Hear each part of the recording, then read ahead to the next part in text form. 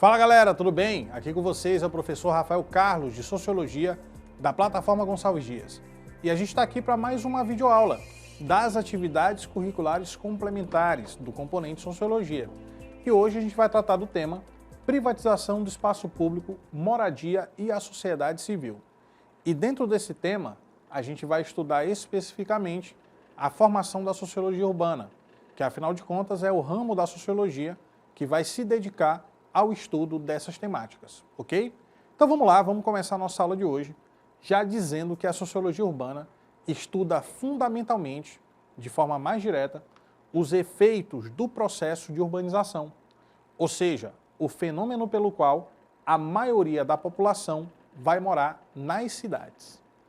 Essa migração populacional que sai do campo para a cidade causa grandes mudanças na psicologia das pessoas, ou seja, na forma como as pessoas se percebem e percebem também o mundo à sua volta, a realidade social vivenciada.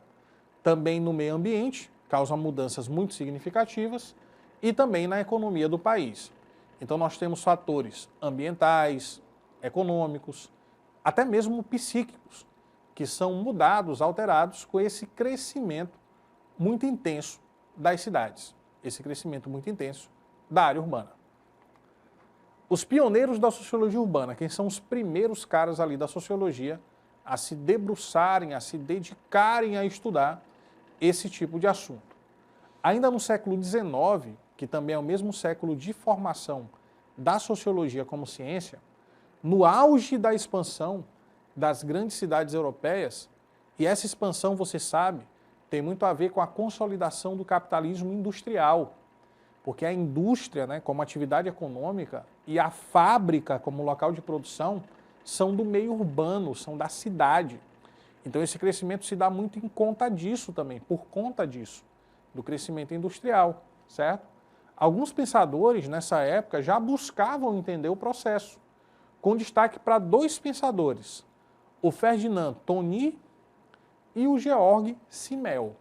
Então é sobre esses dois autores que a gente vai falar a partir de agora.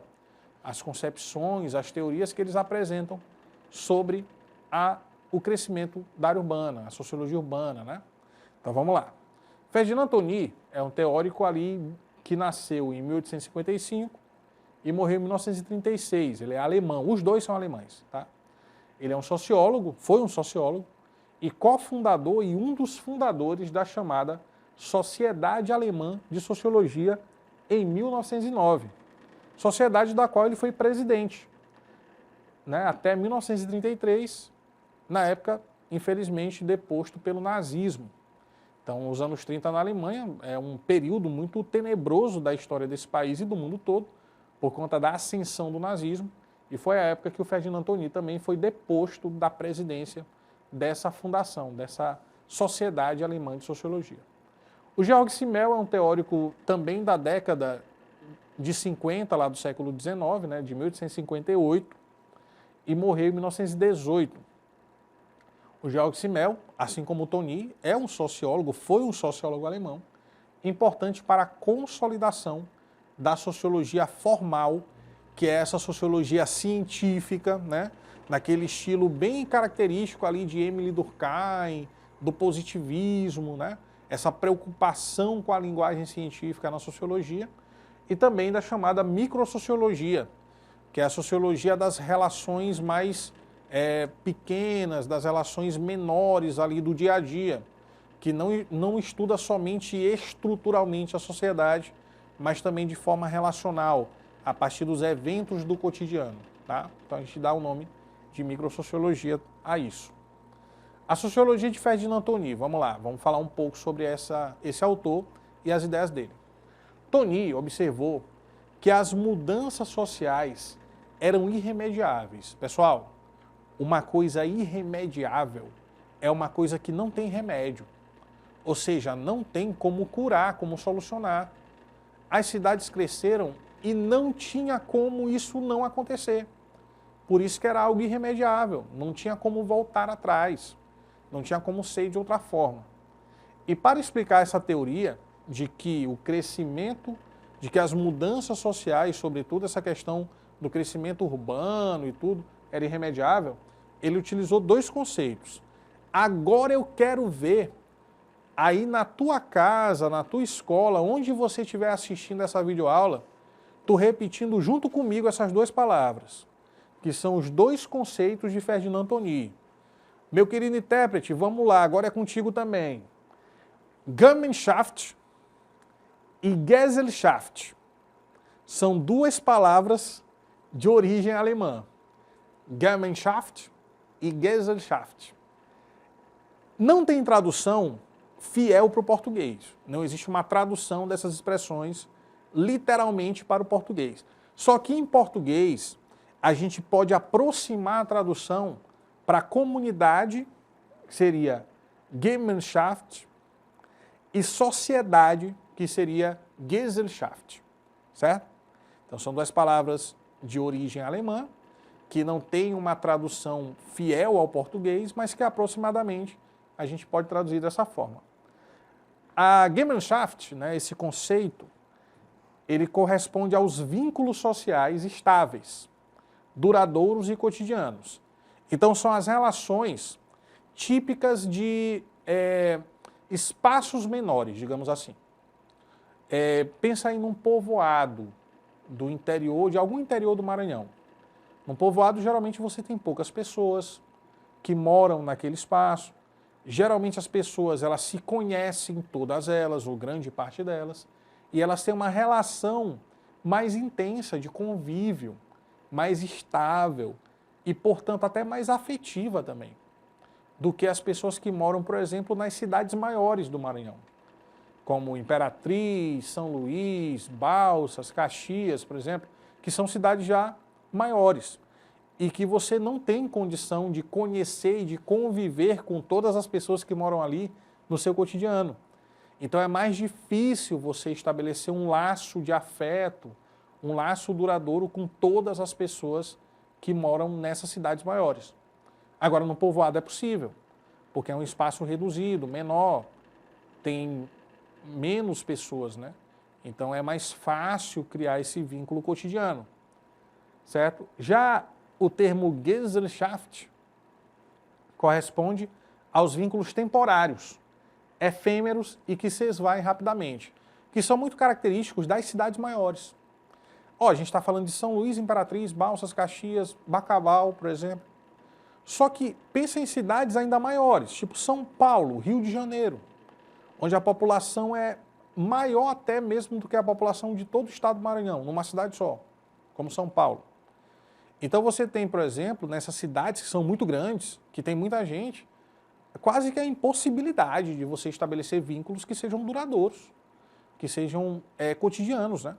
Então realmente os vínculos são muito rápidos, muito temporários, muito efêmeros. Eles se esvaem rapidamente, né? A gente não consegue se relacionar com todas as pessoas que fazem parte dessa estrutura maior, muito grande. Então esses dois conceitos em alemão, eles traduzem essas relações de, entre aspas, comunidade ou, entre aspas, sociedade. O crescimento do meio urbano deixou em evidência a prevalência do Gesellschaft nas relações sociais. Ou seja, a prevalência dessas relações mais efêmeras, mais rápidas, mais transitórias, onde não existe um vínculo tão profundo, certo? No campo das relações sociais, se daria o enfraquecimento das relações de parentesco. Diferente das comunidades ou dos povoados, né, das sociedades de estrutura mais simples, menor, esse vínculo de parentesco ele tende a se diluir. Então, quando você tem uma família que mora numa cidade grande, não necessariamente você vai se relacionar com teus parentes o tempo todo. Porque você vai precisar trabalhar, você vai se relacionar com pessoas que não são da tua linhagem de parentesco, no trabalho, que é uma relação contratual, certo? Dos costumes, da tradição, tudo isso vai se esvaziando. Quando o Gesellschaft, quando essas relações mais efêmeras, elas se estabelecem. E isso volta-se para relações mediadas pela razão e pelo interesse, né? Pela finalidade. Então você convive com aquela pessoa por algum objetivo ou finalidade, porque você trabalha com ela, porque você estuda com ela, mas não necessariamente é um vínculo de parentesco ou de afeto. Um vínculo que é construído com aquela lógica antiga, né? A sociologia de Georg Simmel, ela é bem parecida com o pensamento do Ferdinand Toni, mas não é a mesma coisa. É similar, mas não é igual. Tem um livro do Georg Simmel, que é o livro mais importante que ele escreveu, chamado A Metrópole e a Vida Mental. Então percebe que existe essa preocupação com a questão da saúde mental das pessoas que moram em cidades muito grandes, né? Em grandes metrópoles. E essa obra ela exerceu uma importante influência nos estudos que vieram depois sobre o meio urbano. Então, pouco se pensava esse crescimento muito acelerado das cidades relacionado com a saúde mental das pessoas, com o bem-estar das pessoas, né? E a partir de Georg Simmel, houve uma preocupação maior com esse tipo de tema, de como a saúde mental ela é influenciada por esse ambiente sufocante da metrópole, de muitas pessoas, de muita gente, de muitos estímulos também, certo?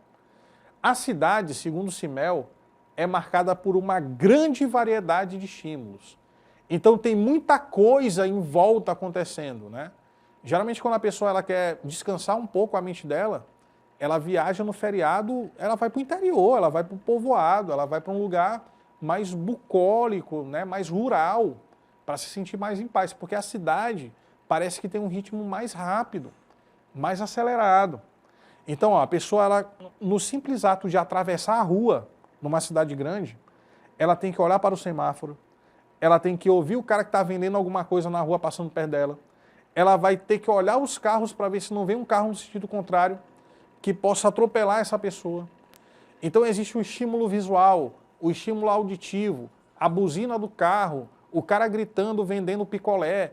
Então é muita coisa ao mesmo tempo. São muitos estímulos que a cidade oferece para esse indivíduo. E isso, obviamente, afeta o equilíbrio mental dele, né? Afeta a saúde mental de quem mora numa cidade com um ritmo muito acelerado, com um ritmo urbano muito intenso, né? Então é aquela lógica que muita gente fala em São Paulo que as pessoas são mais frias, porque ela esbarra em ti, ela não pede desculpa, ela está apressada para chegar no lugar, entendeu? Então essa pressa é muito característica do ritmo das metrópoles, das cidades grandes, né, das cidades maiores. Os moradores dos grandes centros urbanos, que a gente também chama de metrópoles, eles precisam assumir uma postura de indiferença frente à sua vivência social. O próprio Georg Simmel, ele usa uma expressão que denota isso que ele está falando. Ele diz que isso é uma atitude blasé. Então, o que significa atitude blasé? É uma atitude de indiferença. Porque se te soltarem no meio da Avenida Paulista e tu quiser reparar em todas as coisas que estão acontecendo ali, tu não vai conseguir. Então, tu tem que ignorar muita coisa que está à tua volta para tu conseguir seguir o teu caminho, para tu conseguir continuar vivendo. Não dá para tu atender a todos os estímulos que a metrópole, que a cidade grande acaba estabelecendo para ti, porque senão tu não vai conseguir sobreviver. Tu tem que começar a ignorar muitas coisas, né? A ser indiferente em relação a muitas coisas. O autor vai trabalhar com o pensamento que os indivíduos se desconectam da realidade em que eles vivem para poderem sobreviver. Então o homem da grande cidade, o homem da São Paulo, o homem de Nova York, o homem de Londres, o ser humano que habita esses grandes centros, ele precisa praticar todo dia a indiferença, porque não tem como ele atender essa grande quantidade de estímulos que a cidade oferece a ele. Então ele precisa ser indiferente a muita coisa para conseguir sobreviver. Depois, no século XX, a gente tem nos Estados Unidos a criação de uma escola sociológica dedicada à sociologia urbana, que é a Escola de Chicago, que surge lá no Departamento de Sociologia da Universidade dessa mesma cidade, de Chicago, em 1910. Entre 1915 e 40, a Escola de Chicago produziu um vasto e variado conjunto de pesquisas sociais, direcionando a investigação dos fenômenos sociais que ocorriam especificamente no meio urbano dessa grande metrópole que era Chicago. O crescimento urbano acelerado de Chicago gerou uma série de problemas sociais, que eles chamam de patologia social. Por exemplo, a criminalidade cresceu quanto mais a cidade crescia, o crime também. A delinquência juvenil, o aparecimento de gangues em Chicago se tornou uma coisa muito comum. Os bolsões de pobreza e de desemprego. Então, muitas regiões de pessoas muito pobres morando, ou muita gente desempregada também. A imigração também e as comunidades segregadas, os guetos, né, digamos assim, de comunidades étnicas por conta da imigração. Então, isso tudo em decorrência do crescimento da cidade de Chicago. Vamos fazer uma questão para ver se a gente entendeu esse assunto de fato. Essa questão caiu lá em Pernambuco, na Universidade de Pernambuco. E essa questão começa falando de um teórico que a gente acabou de citar na aula de hoje, o Ferdinand Tönnies. Para o sociólogo alemão Ferdinand Tönnies, uma teoria da comunidade teria que adensar fundamentalmente sua raiz nas disposições gregárias. E o que é gregário? É de agregar, de se juntar, de reunir, estimuladas pelos laços de consanguinidade e de afinidade, ou seja, das relações de parentesco, sejam relações verticais entre pais e filhos ou horizontais entre irmãos e vizinhos, caracterizando-se pela inclinação emocional recíproca, comum e unitária, pelo consenso das ideias, né, do pensamento, e pelo mútuo conhecimento íntimo. Texto de Cássio Brancaleone, falando sobre as ideias de Ferdinand Tönnies. Então, ele está falando aqui de uma relação entre pais e filhos, que é uma relação hierarquizada, relação entre irmãos, entre vizinhos, né, o fato disso criar ali um conhecimento mútuo que seja íntimo, uma relação emocional recíproca. Então, é esse tipo de coisa que está sendo citado no tema da questão. Pergunta, o comando da questão, o coração da questão, a coisa mais importante que existe numa questão é a pergunta. Porque se você entende a pergunta, você vai responder corretamente. De acordo com as ideias apresentadas pelo sociólogo no texto, o Ferdinand Tönnies, qual das alternativas a seguir indica um tipo de relação comum, comunitária, presente nas interações entre os membros de um grupo social caracterizado no texto? Vamos reler a pergunta, que ficou um pouco confusa? Vamos lá.